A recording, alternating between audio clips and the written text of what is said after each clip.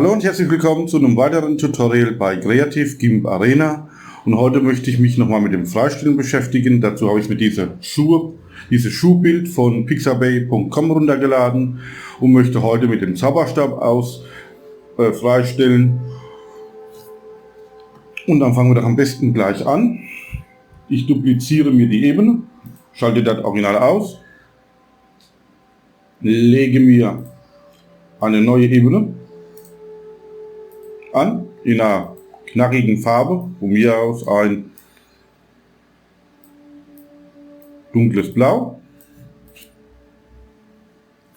und schalte mir die Arbeitsebene wieder ein. Die Zwischenebene mit dem blauen Hintergrund benötigen wir, um weiße Ränder zu sehen. Ich wähle hier in der Liste, ist jetzt aktuell nach Farben auswählen, ich möchte mit dem Zauberstab arbeiten, wäre auch die Taste U. So, ich stelle immer ein, Vereinigung prüfen, und jedem Wert, ihr müsst da ausprobieren, bis es passt. Da kann ich euch keinen Wert geben zwischen 5 und was weiß ich wie hoch. Meistens fange ich mit 5 an oder mit 8. Zack, das war's. Relativ gut. Schauen wir, wie nah das wir rankommen. So, das ist dieses. Dann klicken wir hier hinten mal hin. Hier haben wir noch 2 Schnürsenkel. Wenn wir es immer besser sehen, schalten wir mal auf 100. Dann kommen wir näher ran an die Ränder. Die Schatten, die kann man mitnehmen, ist aber auch kein Problem. Und die nicht dabei sind, die kann man sicher mit der Hand einmalen oder kann sie extern freistellen, ist auch kein Problem. Auch dazu wird noch ein Video kommen, wie ich mir die Schatten zurückholen kann. Das ist so schwer nicht. Da gehe ich gleich nochmal mit dem Lasso drüber. Oder mit dem Freihandwerkzeug heißt es hier in GIMP. Hier am besten auch. Hier sieht es schon besser aus. Da ist ein bisschen Nacharbeit nötig. So. Das ist immer, das gibt es auch in Photoshop, dass man nacharbeiten muss. Okay, lassen wir es mal so. Es soll ja kein 2-Stunden-Video geben. Jetzt gehe ich hin, drücke die Steuerungstaste dazu und dann kann ich hier die Auswahl, mich jetzt nicht irre, schöner machen. Oder komplett wieder rausziehen. Brillant. Jetzt habe ich wieder die Steuerungstaste losgelassen. Jetzt bin ich wieder im Dazufügen und fahre jetzt hier ganz einfach meine Auswahl entlang. Klick für Klick.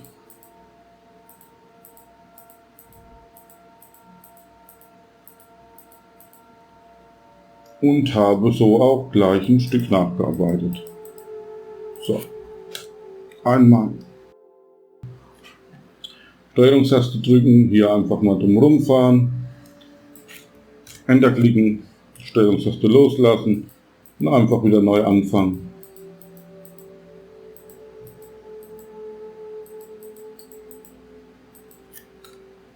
Zack, wieder ein Stück sauber. Jetzt hier nochmal kurz Steuerungstaste drücken, hier einmal grob um die Schuhspitze fahren, Enter drücken, Shift-Taste loslassen und dann im ausgewählten Plus-Modus einfach nochmal ganz fix, so gut wie möglich, mache ich das jetzt nicht zu 100%.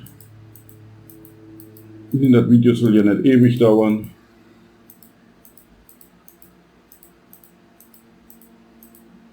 So. Mal kurz über das Bild dran, das ist gar nicht schlimm. Füge hier das zusammen, drücke meine Enter-Taste, das passt. Die Schnürsenkel lasse ich jetzt einfach mal so. Gehe mit Steuerung, Shift und J oder mit Ansicht. Vergrößern, Bild in Fenster einpassen, passe ich mein Bild wieder ein, wähle jetzt hier die Ebene aus, mache einen Rechtsklick, Ebenenmaske hinzufügen oder drücke hier unten das Symbol und sage Auswahl hinzufügen, wie weit ist verkehrt rum, gar kein Problem, Auswahl nichts oder Steuerung Shift und A. Wir haben die Maske ausgewählt, wir gehen auf Farben, invertieren, Und jetzt wurde die Farbe gedreht. Jetzt habe ich wieder weiß vorne und schwarz hinten. Jetzt sehe ich, wir haben noch leichte weiße Säume. Die Schnürsenkel beachte ich jetzt mal nicht mit. Das ist aber auch gar kein Problem. Jetzt gehe ich hin, sage Rechtsklick auf die Maske oder auf die Ebene, spielt keine Rolle. Auswahl aus Maske. Auswahl. Verkleinern. Ich sage jetzt mal um 2 Pixel. Okay. Auswahl.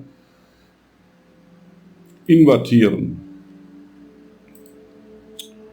Ihr könnt jetzt ja wieder den Fühleimer nehmen oder die Farbe einfach anklicken und rüberziehen und fallen lassen. Dann drücken wir Auswahl. Nichts. Und wie ihr seht, wie gesagt, die Schnürsenkel lasse ich jetzt neben liegen, sind die Ränder der Schuhe sauber und können neu eingebaut werden. Ich speichere mir jetzt das Ganze ab, dann kann ich nämlich mit diesem Projekt eben Schatten, wie man die Schatten zurückholt, beziehungsweise einmal fortführen. Schuhe freigestellt ohne Schatten. Das ist gespeichert. So.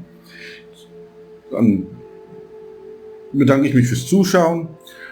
Fragen, Wünsche, Anregungen, schreibt sie mir bitte in die Kommentare.